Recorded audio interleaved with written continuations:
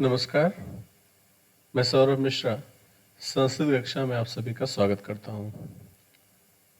पिछली कक्षाओं में हमने प्रथमा, द्वितीय और तृतीय पाठ पढ़ा, उसके अभ्यास देखे।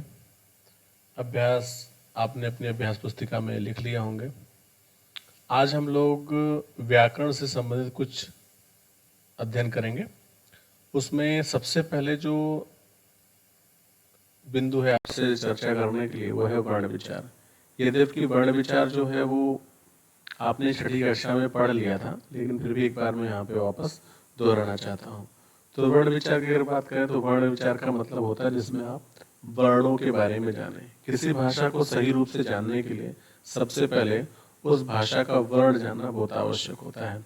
तो संस्कृत भाषा में अगर वर्णों की बात करें तो संस्कृते इदानीम अष्टचत्वारिंशत् वर्णानां प्रयोगः भवति।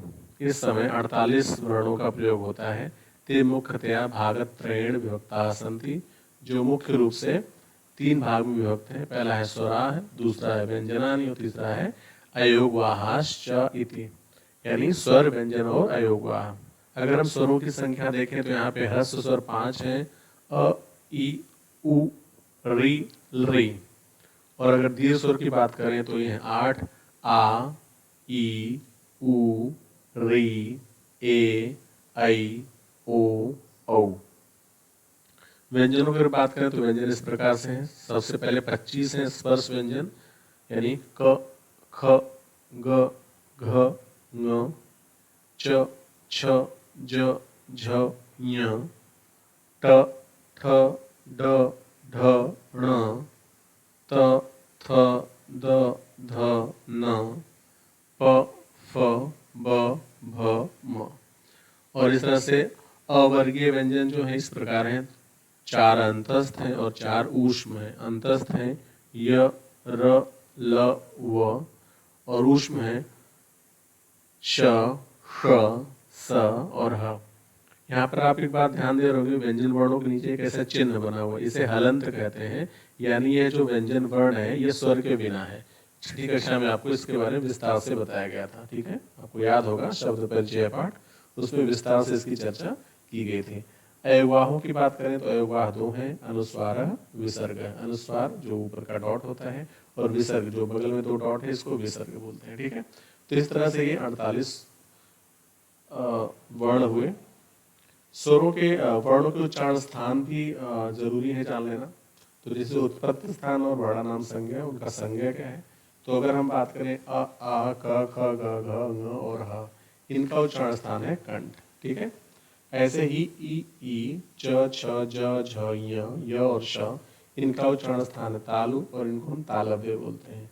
तो ये तालव्य वर्ण है, ये कंठ वर्ण है, ये अक्सर परीक्षा में पूछा जाता है।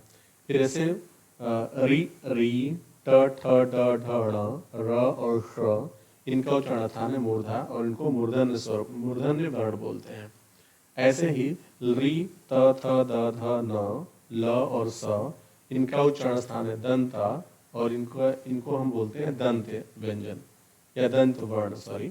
ऐसे ही उ, प, फ, ब, भ, म, इनका उच्चारण स्थान ओष्ठ और इनको ओष्ठ व्यंजन वर्ण बोलते हैं, ओष्ठ व्यंजन वर्ण। तो आपसे अगर पूछा जाए परीक्षा में ओष्ठ व्यंजन वर्ण के उदाहरण, तो आप बताएंगे उ में से या इनमें से कोई भी आप उदाहरण में दे सकते हैं, ठीक है।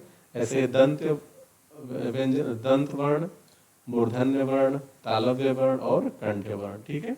और इनका उच्चारण स्थान अगर पूछा गया तो कंठ, तालु, मूर्धा, दंत और ओष्ठ।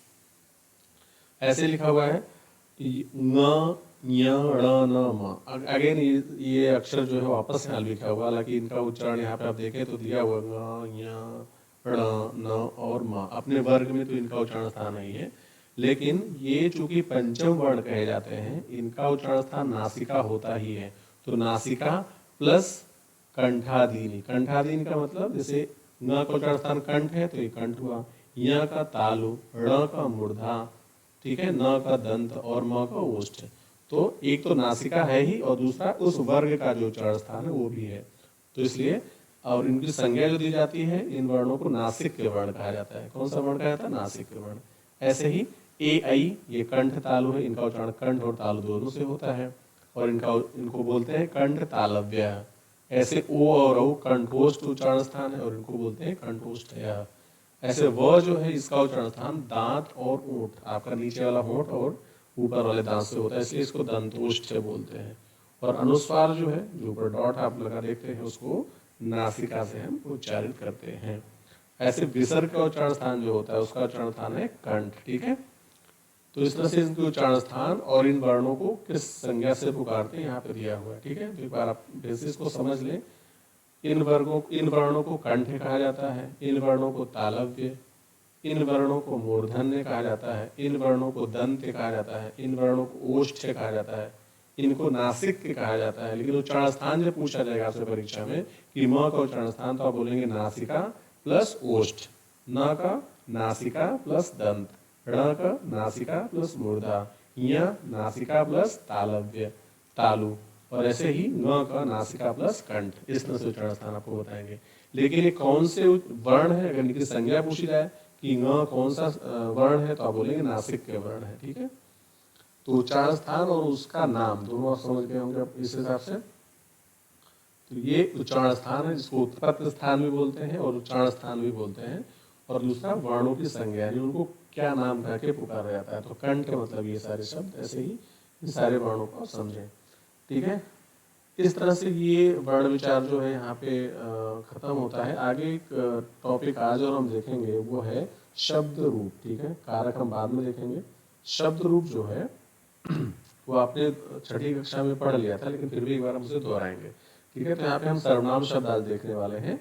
एतत् पुल्लिंग। अब एतत् शब्द जो है यह की अर्थ में प्रयोग होता है और इसके 3 लिंग होते हैं, एक पुल्लिंग, स्त्रीलिंग और नपुंसकलिंग। तो चलिए इसका रूप देते हैं। सप्तमी विभक्ति इसका संबोधन नहीं होता। सर्वनाम शब्द जितने होते हैं उसमें संबोधनम नहीं होता है। तो प्रथमा से लेकर सप्तमी विभक्ति होती है और वचन जैसा कि आप जानते ही हैं 3 वचन होते हैं, एक वचनम, द्विवचनम और बहुवचन। तो आइए प्रथमा से लेकर सप्तमी तक इनका उच्चारण देखते हैं। एषः, एतौ, एते, एतम, एतौ, एतान, एतेन, एताभ्याम, एतैः, एतस्मै, एताभ्याम, एतेभ्यः, एतस्मात्, एताभ्याम, एतेभ्यः, एतस्य, एतयोः, एतेषाम्, एतस्मिन्, एतयोः, एतेषु। ठीक है, ऐसे स्त्रीलिंग देख लेते हैं। स्त्रीलिंग क्या है? एषा, एते, एताः, एताम, एते, एताः, एतया, एताभ्याम, एताभिः, एतस्यै, एताभ्याम, एताभ्यः, एतस्याः, एताभ्याम, एताभ्यः, एतस्याः, एतयोः, एतासाम्, एतस्याम्, एतयोः, एतासु। नपुंसकलिंग देखते हैं। नपुंसकलिंग में आपको 2 विभक्ति याद करनी है। 2 में क्या, एक ही विभक्ति है, दोनों के रूप एक जैसे ही हैं। और तृतीय विभक्ति से लेकर सप्तमी तक हम पुल्लिंग जैसे रूप ही देखते हैं। तो देखें इसे, एतत्, एते, एतानि, एतत्, एते, एतानि।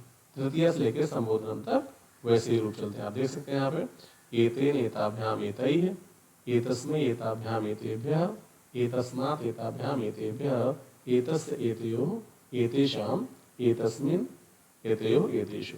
तो आप देखेंगे आपको पुल्लिंग और स्त्रीलिंग 2 ही याद करना है। नपुंसकलिंग जो है पूरी तरीके से पुल्लिंग पर ही आधारित है। अब ये तो एतत् जो था यह के लिए प्रयोग में आता है, इसी तरह से वह के लिए प्रयोग के लिए आता है तत्। इसको भी यहीं पे देख लेते हैं, इसलिए देख लेते हैं क्योंकि एतत् और तत् जो है, एतत् शब्द सर्वनाम शब्द रूप और तत् सर्वनाम शब्द रूप में कोई अंतर नहीं है। आप अगर एतत् में से ए हटा दें तो आप देखेंगे तत् हो जाता है, एतत् में से ए हटा दीजिए तो तत् हो जाएगा। ऐसे ही यहाँ पे जितने शब्द लिखे हैं ना, इनमें से आप ए हटा देंगे ना, ए केवल एषः का ए, एतम का ए, एतेन का ए, तो ये तत् रूप हो जाएगा। ठीक है, आइए देखते हैं कैसे। अब देखिए मेरे ए यहाँ पे एषः था, वहां पे तो श का सह हो गया, यहाँ पे एक परिवर्तन केवल है। वहां पे एषः था, यहाँ पे सह हो गया। वहां पे एतौ था, यहाँ पे तौ हो गया। वहां पे एते था, यहाँ पे ते हो गया। तो आपने ए हटाना है और पूरा रूप वैसे ही चलेगा। तो देख लेते हैं, सह तौ ते, तम तौ तान, तेन ताभ्याम तैः, तस्मै ताभ्याम तेभ्यः, तस्मात् ताभ्याम तेभ्यः तस्य तयोः तेषां तस्मिन् तयोः तेषु।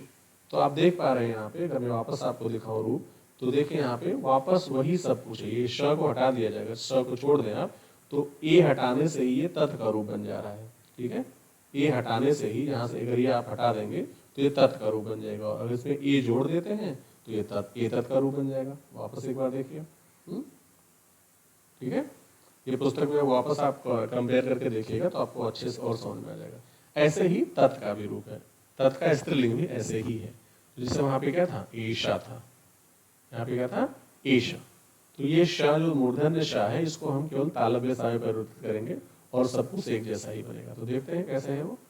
सा ते ताः, ताम ते ताः, तया ताभ्याम ताभिः, तस्यै ताभ्याम ताभ्यः, तस्याः ताभ्याम ताभ्यः, तस्याः तयोः तासाम, तस्याम तयोः तासु।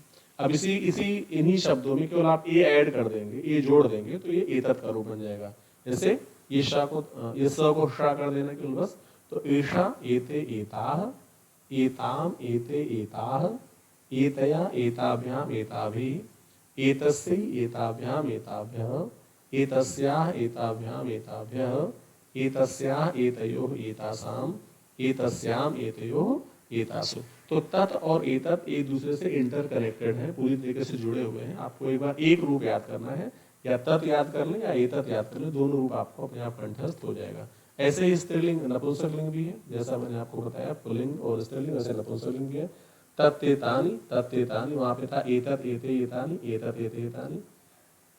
शेष वापस पुल्लिंग हम फॉलो करेंगे। तेन ताभ्याम तैः, तस्मै ताभ्याम तेभ्यः, तस्मात् ताभ्याम तेभ्यः, तस्य तयोः तासाम, तस्मिन् तयोः तेषु। तो आपने अगर तत् रूप याद कर लिया तो आपको ये तत् अपने आप याद हो जाएगा। ये तत् आपने कंठस्थ कर लिया तो तत् अपने आप कंठस्थ हो जाएगा। आपको केवल करना क्या है, एक जगह से ए ऐड करना है और दूसरी जगह से ए हटा देना। अगर आपने तत् याद किया है तो ए ऐड करना है, और ए तत् अगर आपने याद किया तो ए हटा देना है, बस। ठीक है, अब इसी रूप के आधार पे भी किम का रूप होता है, जो हम अगली कक्षा में देखेंगे। रूप जो है उसी तरीके से एकदम चलता है। ठीक है, तो किम प्रश्नवाचक शब्द है, ये हम देखेंगे अगली कक्षा में। तो आज के लिए बस इतना ही। इन सारे शब्दों को आप अच्छे से लर्न करेंगे, बार बार सुनेंगे, और सुनने के बाद जब आपको अच्छे से याद हो जाए तो अपनी अभ्यास पुस्तिका में आप लिखेंगे। इसका पूरा जो आपका आज का गृह कार्य है वो आपको गूगल क्लासरूम के असाइनमेंट में मैं दे दूंगा, क्या क्या करना है उसमें। तो आप अच्छे से उसको करके और अपनी अभ्यास पुस्तिका में लिख लेंगे। ठीक है, तो आज के लिए बस इतना ही। मिलते हैं अगली कक्षा में, तब तक के लिए धन्यवाद।